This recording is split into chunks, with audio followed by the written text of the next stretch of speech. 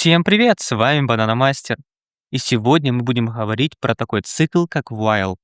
На прошлых уроках мы с вами много говорили о таком цикле, как for. Он выглядит вот так вот, и сегодня мы будем знакомиться с его аналогом. Аналог это как раз while. В данном коде у меня, вот видите, есть наш цикл. Он вам должен быть максимально понятен. В данном случае он работает от 1 до 10.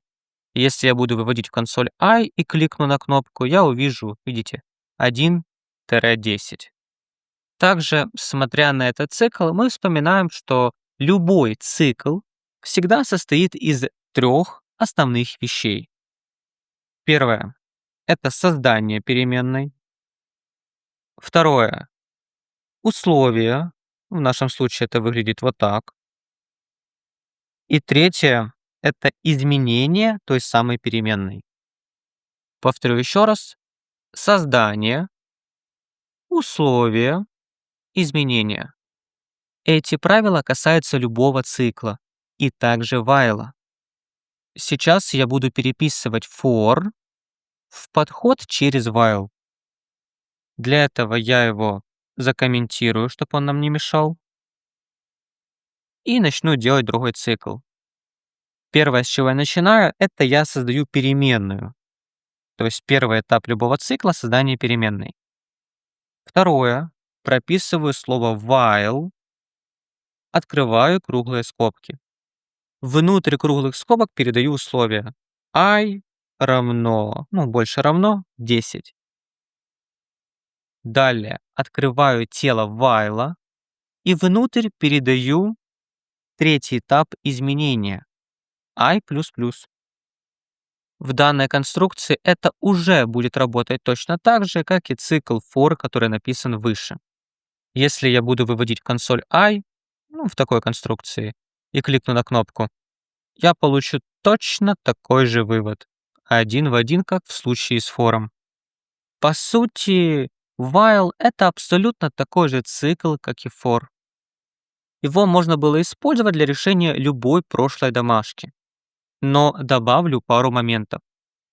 Цикл for используется чаще, так как он выглядит компактнее. Давайте посмотрим внимательно. Эти наших основных три вещи в случае for все находятся в одной точке, вот тут. Если же я говорю про while, то они разбросаны. Что-то здесь, что-то тут, а что-то вообще где-то внутри. Из-за того, что в for оно находится более компактно, for используют чаще. Просто удобнее даже глазами читать, потому что знаем, где что находится. И все находится в одной строчке. Также хочу добавить, что мы будем изучать много разного материала. И иногда у нас будет с ним уникальная работа. Цикл while — это как раз один из них. С ним мы будем работать по-особенному. Этот цикл вам знать нужно, но не идеально. По факту, уметь его читать и понимать архитектуру вам будет полностью достаточно. Прям идеально писать все на нем, не нужно. Высокий шанс того, что вы забудете, как его использовать или писать.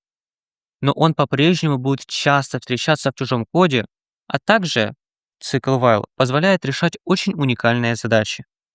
За мой многолетний опыт я использовал while всего лишь пару раз в году. А значит, вы легко можете забыть, как его прописывать или использовать, так как у вас не будет с ним достаточной практики.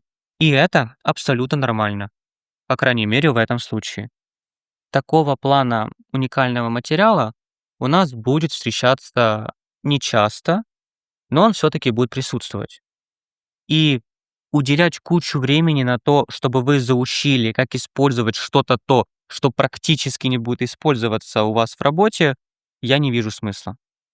Поэтому идеальное понимание этого урока выглядит так. Вы просматриваете урок, делаете домашку, а потом через пару месяцев у вас возникает задача, которую нужно решать через цикл. Вы понимаете, что for вам не подходит. И именно в этот момент вы вспоминаете, что есть такая штука, как while. Именно того, что вы просто вспомнили, что он существует, вам будет достаточно.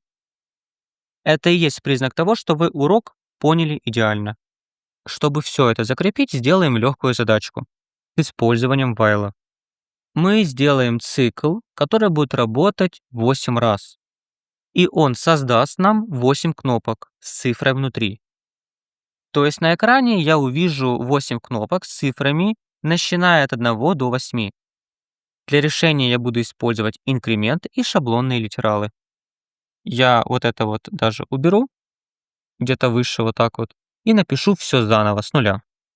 Это тоже уберу, чтобы нас ничего не отвлекало.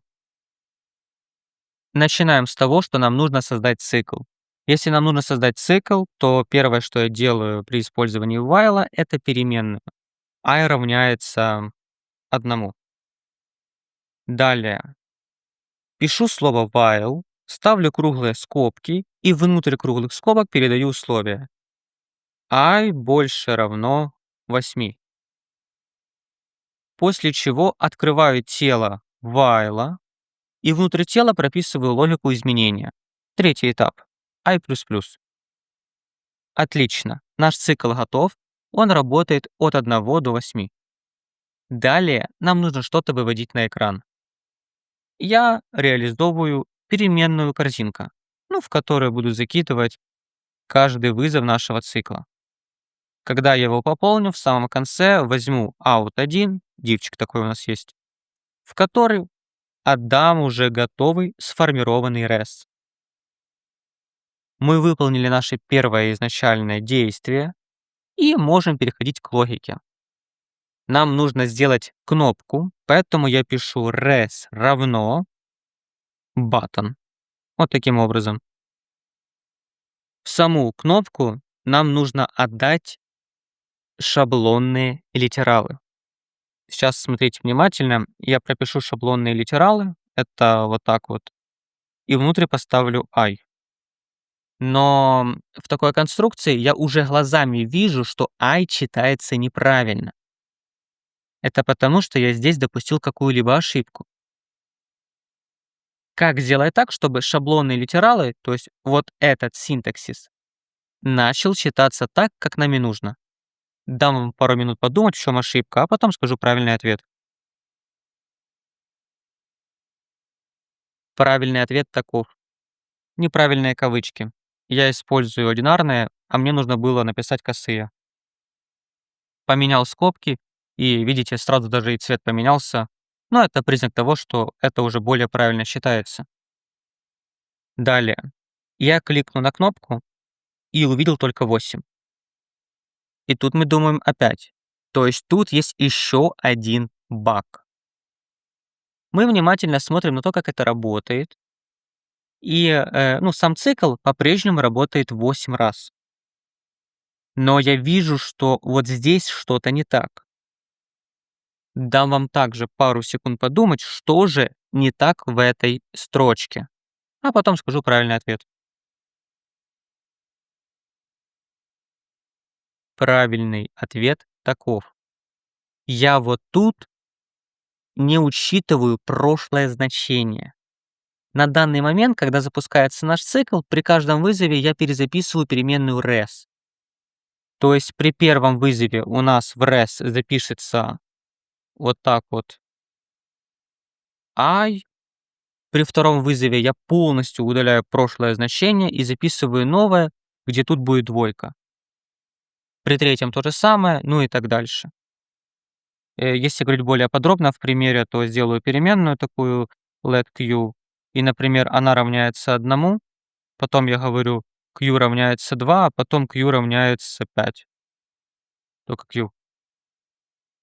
И в каждой записи я перезаписываю q. То есть 1, 2, 5. Если же я вот тут поставлю плюсик и вот тут, то это уже читается по-другому. И в данной конструкции после этой строчки q будет равняться 3, а после этого 8. Так как я учитываю прошлое значение.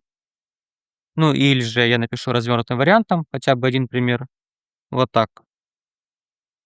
То есть тут нужно сделать то же самое, учитывать наше прошлое значение. Поэтому я сделаю res плюс новое. И в такой конструкции при клике, вот они, все наших 8 кнопочек появилось. На этом все. С вами был Бананомастер, разработчик, который может объяснить все. Домашка, как и всегда, в описании под видео.